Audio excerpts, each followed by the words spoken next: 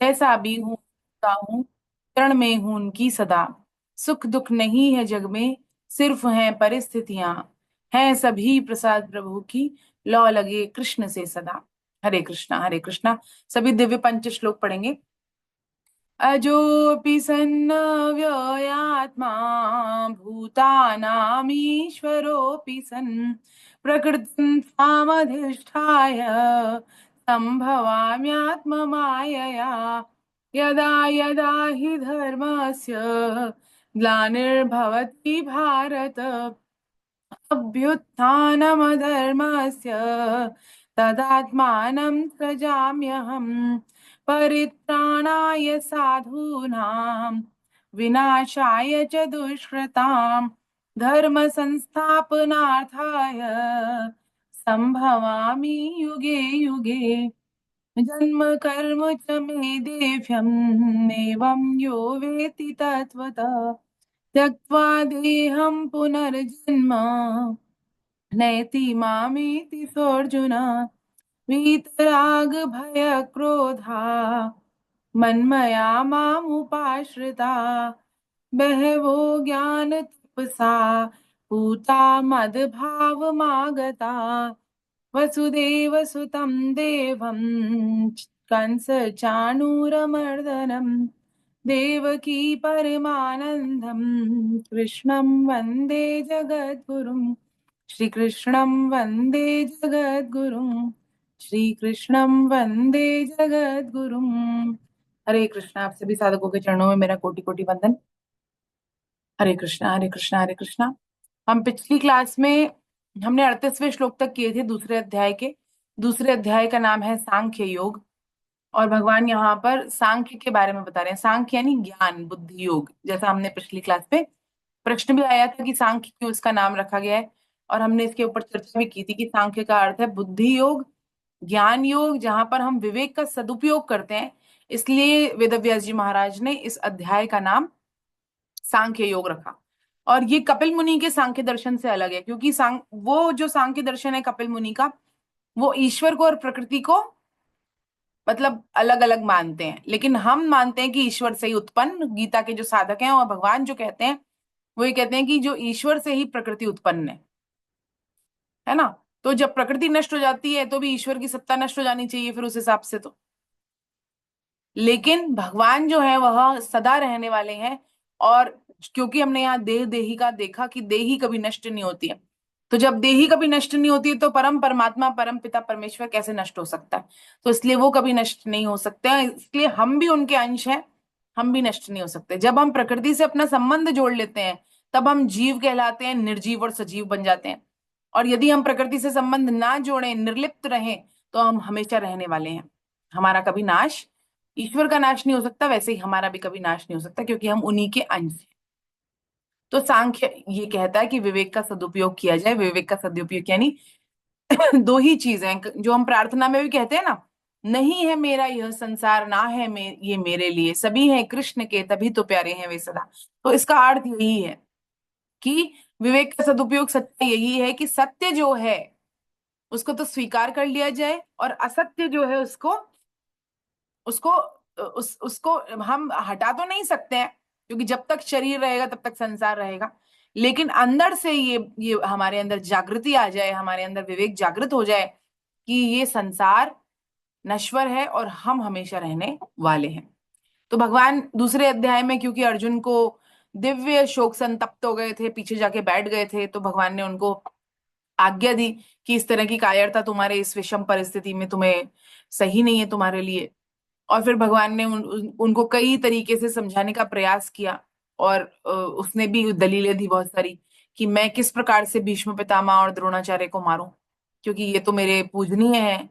इनको पाकर, इनको मारकर तो मैं मतलब जीना भी नहीं चाहता।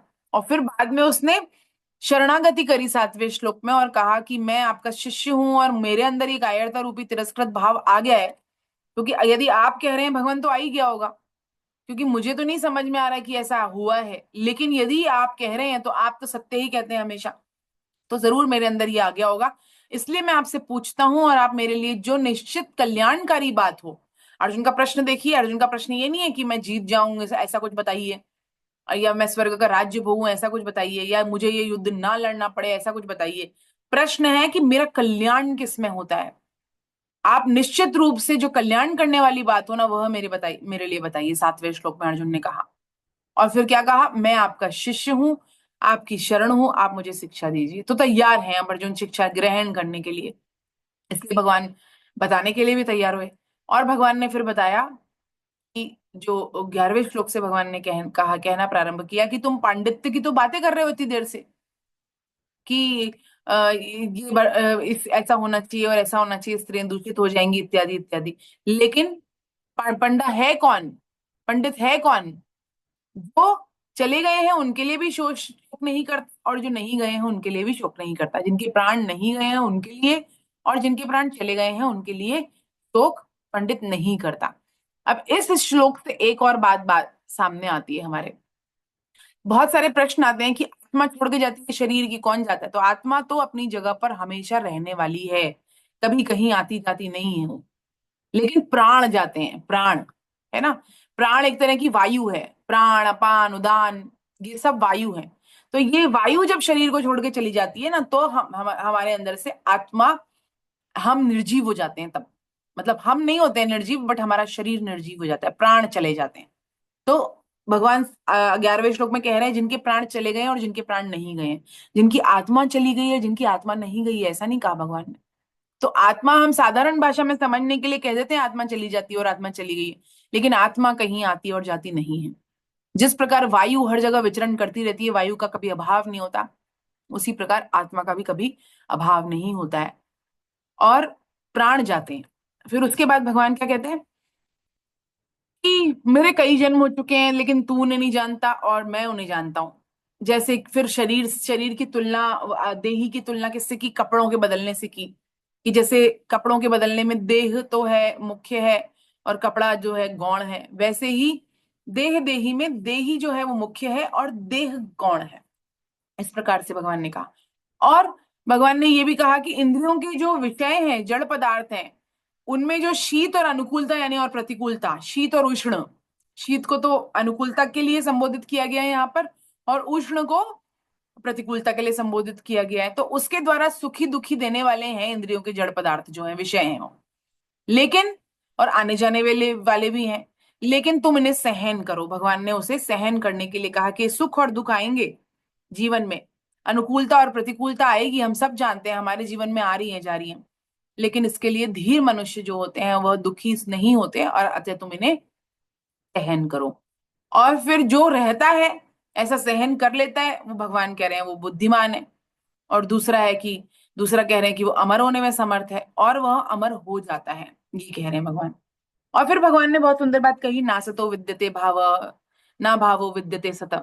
तो असत का तो कभी भाव नहीं है और विद्यमान नहीं है, और सत का कभी अभाव होता नहीं है। भगवान ने 16वें 17वें 18वें श्लोक में इस प्रकार से कहा, और अर्जुन को आज्ञा दी स्पष्ट कि युद्ध करो।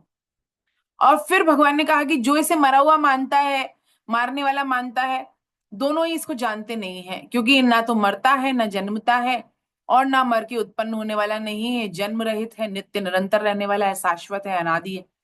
और जो मनुष्य इस शरीर को अविनाशी, नित्य, जन्म रहित और अव्यय जानता है, वो फिर किसे कैसे मारे और कैसे किसे मरवाए, इस प्रकार भगवान कहते हैं। और फिर भगवान ने कपड़ों के बारे में कहा, वासांसि जीर्णानि यथा विहाय नवानि गृहाणि नरोपराणि। तो भगवान ने इस प्रकार कहा। और फिर भगवान ने परिभाषित किया आत्मा को।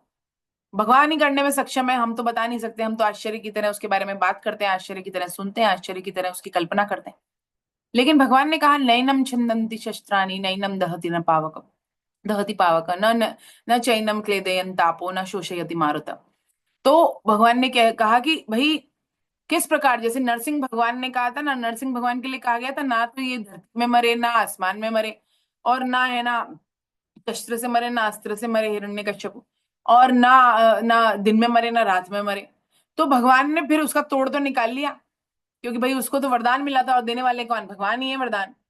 तो भगवान ने वरदान दिया, लेकिन भगवान के पास हर वरदान का तोड़ है। लेकिन यहाँ भगवान कह रहे हैं क्यों? क्योंकि आत्मा मेरा ही अंश है। तो वो ना तो अस्त्र से मरे, ना शस्त्र से मरे, ना सुखाया जा सके, ना गलाया जा सके, ना जलाया जा सके, तो इस प्रकार भगवान ने उसको परिभाषित किया, जैसे भगवान है वैसे ही उनका अंश है, वैसे ही उनकी आत्मा है। वही प्रकृति है ना। जैसे समुद्र के पानी की मुझे टेस्टिंग करनी हो तो पूरे समुद्र की में टेस्ट ट्यूब थोड़ी लगाएंगे। एक टेस्ट ट्यूब में थोड़ा सा पानी लेकर आ जाएंगे और उसमें क्या क्या मिनरल्स हैं चेक कर लेंगे, वो सब पूरे समुद्र में वही मिनरल्स होंगे।